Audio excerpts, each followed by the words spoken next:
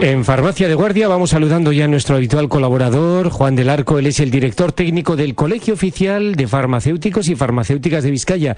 Bienvenido un día más en esta sintonía. ¿Qué tal estamos, Juan? ¿Todo bien? Muy bien, Ramón, todo bien, muchas gracias. Bueno, estos días se acaba de celebrar el Día Internacional en la lucha contra el asma. El asma, que es, digamos, una afección, una enfermedad, bueno, ahora la vamos a ir calificando, vamos a ir acotando, que tiene su prevalencia y que incluso, bueno, ha despertado, no vamos a decir la alarma, pero sí una cierta preocupación al ver que hay una especie de repunte por aquello de, bueno, la contaminación. Hay una serie de factores que tienen que ver con esto del asma y sobre todo cuando es el asma infantil, pues es muy llamativa. Nos alarma mucho. Tenemos también otros tipos de asma que se manifiestan más adelante en épocas más avanzadas de la vida. Son cuestiones que estos días están ahí muy presentes en lo que es la agenda médica y también farmacéutica, ¿verdad, Juan? Pues sí, ayer celebrábamos el Día Mundial del Asma. El asma es una enfermedad, como tú bien decías, que afecta a mucha gente. Se calcula que en torno a 300 millones de personas en el mundo padecen asma. Y además, como también lo has apuntado tú, se está registrando un claro aumento del asma en niños, sobre todo en los niños pequeños, en torno a los 6, 7 años, aunque luego ya en niños mayores y en adultos eso no se está registrando, pero sí que es cierto que en niños se está produciendo un aumento en los últimos años. Esto, bueno, hay varias teorías. Una de las teorías, y probablemente la más extendida, es que precisamente podría deberse al exceso de limpieza o a la menor exposición que tenemos a los agentes infecciosos, ¿no? Hace pues 40, 50 años, cuando nosotros éramos niños, 50 ya, la higiene a nuestro alrededor, el uso de antibióticos, era completamente distinto, y no digamos si hablamos de hace 100 años, ¿no? Y no digamos también si hablamos en medio rural. Hoy en día, pues bueno, la verdad es que está muchísimo más controlado todo, y eso, según varios autores, pues podría producir una falta de una escasa maduración del sistema inmunitario en los niños, y por eso quizás puede que tengan más asma. No está comprobado que eso sea así, pero es una de las cosas que se postulan, teniendo en cuenta que además del asma también están produciéndose incrementos en otras enfermedades relacionadas con la alergia, como es la rinitis, la inflamación nasal. Además, en esta época el tema de la rinitis alérgica, bueno, parece como que se reaviva, ¿no?, con el tema del polen y otra serie de circunstancias relacionadas con este periodo de primavera. Efectivamente, en esta época es típico la rinitis y el asma alérgico debido al polen, ¿no? Entonces, bueno, pues viene muy bien que ayer fuese precisamente el Día Mundial del Asma para llamar la atención sobre esta enfermedad que afecta a personas de cualquier edad, que bueno, muchas veces debuta en niños, como estábamos diciendo, pero otras veces no, debuta en la edad adulta. Y hay que tener en cuenta que es una enfermedad crónica, es decir, que una persona que se diagnostica de asma y se confirma un diagnóstico de asma, pues en principio va a convivir con el asma pues prácticamente a lo largo de todo el resto de su vida. Esto es importante porque, a ver, el asma tiene tratamiento, y a veces tiene tratamiento, no vamos a decir milagroso, pero sí tiene un tratamiento que es muy efectivo y que puede llegar incluso a hacer desaparecer todos los síntomas, todas las manifestaciones de asma, sobre todo cuando hablamos de un asma infantil, de evolución, que llega un momento y dices, chaval, tú ya dejas de tomar el salbutamol y todo esto de momento, pero sigue siendo asmático.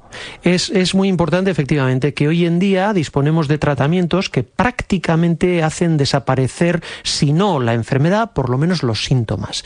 El asma es una enfermedad de carácter inflamatorio, y esto es importante que las personas con asma, bueno, que todos lo entendamos. O sea, se inflama toda la mucosa respiratoria, y los síntomas que se producen se deben fundamentalmente a esa inflamación. Los síntomas, pues yo creo que la mayoría de la gente los conoce, ¿verdad? Esos silbidos que se producen al respirar, esa dificultad respiratoria, una sensación de ahogo. También es muy característico en el asma la tos.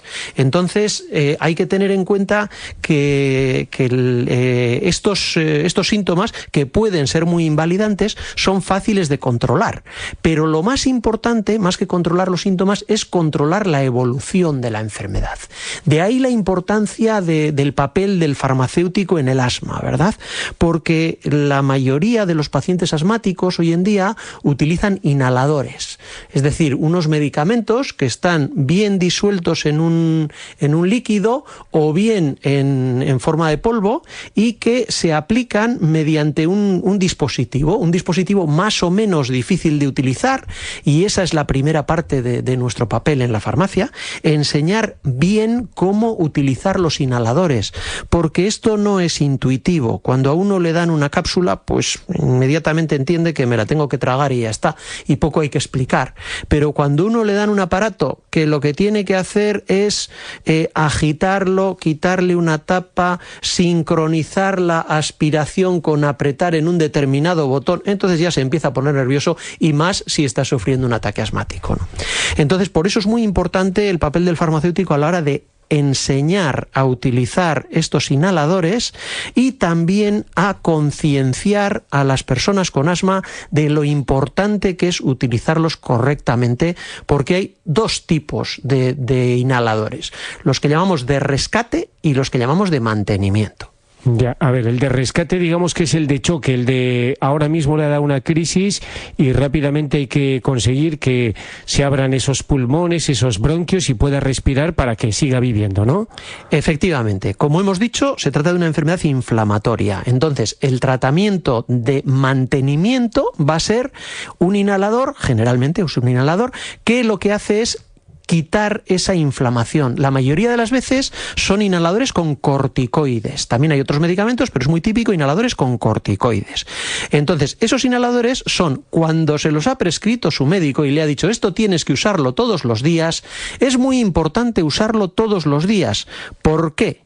Porque así vamos a tener controlada la inflamación. Claro, el tema está que un asmático no todos los días tiene síntomas, entonces tiende a no usar todos los días ese inhalador de mantenimiento. Y es muy importante que se conciencie que el inhalador de mantenimiento es para usarlo todos los días. O sea, eso nos sucede con otros medicamentos también y en otro tipo de afecciones, otro tipo de enfermedades que notamos mejoría. A veces la mejoría es tan importante que, bueno, dejamos de tomar la medicación y no, hay que seguir tomándola. En este caso, además, es un poquito más endiablado todavía, porque como tú bien decías, además de los inhaladores de rescate, perdón, de los inhaladores de mantenimiento, que acabamos de hablar, tenemos los inhaladores de rescate, es decir, los que rápidamente me producen una broncodilatación en cuestión de segundos, que yo me siento a ahogar, chupo del inhalador, vamos, me pego un puff del inhalador de rescate y automáticamente, uy, qué alivio y qué bien me encuentro. Entonces, claro, la tendencia natural es si cuando yo me ahogo me doy un chute de algo que automáticamente me hace desaparecer el ahogo, pues ya está, llevo eso en el bolsillo y cada vez que me ahogue lo uso y a correr.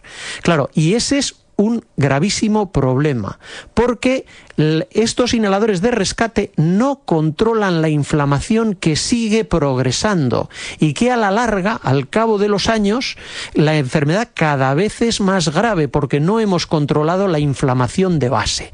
Por eso es importante el inhalador de rescate, cuando nos lo ha prescrito el médico, utilizarlo, perdón, el inhalador de mantenimiento, el inhalador de mantenimiento, el que se toma todos los días, cuando nos lo ha prescrito el médico, utilizarlo todos los días. Y el inhalador de rescate debe utilizarse lo menos posible. Si una persona necesita utilizar el inhalador de rescate más de 2 veces por semana, eso es un signo claro de que el asma no está bien controlado.